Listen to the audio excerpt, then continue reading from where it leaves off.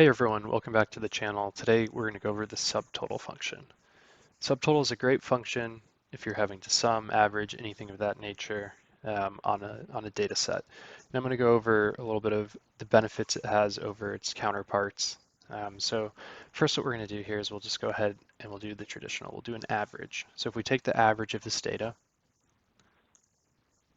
you get 3669. And then if we go ahead and do a subtotal, and you can select from all these different options here. And we'll see the average is actually 1. So you can go ahead and just hit 1 and then comma, and we'll go ahead and select the data set here as well. Close that off and hit enter. You'll see we get the same answer for both of these, which is as expected. Now, the reason why I say the subtotal function is better is, say you have a large data set and you're filtering on it. So let's go ahead and add a filter there. And let's say you want to filter out December 1st.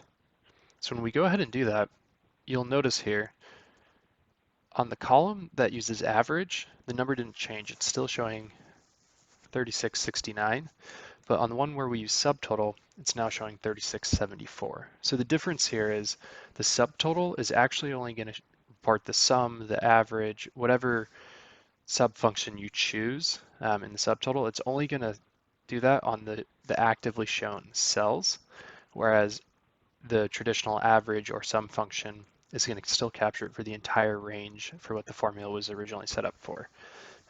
Because of this, the subtotal function is actually pretty useful if you have a large data set and you need to filter out, say, the month of July or something, but you still want to leave the data from June and you want the subtotal there.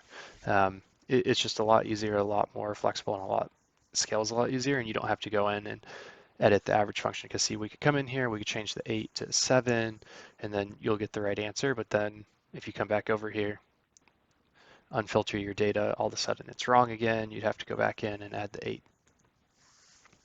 And because of that, I can't recommend the subtotal function enough. It's great, super useful, and incredibly helpful. If you have any questions or comments on the subtotal function, please feel free to leave them below in the comments. And thanks again for tuning in.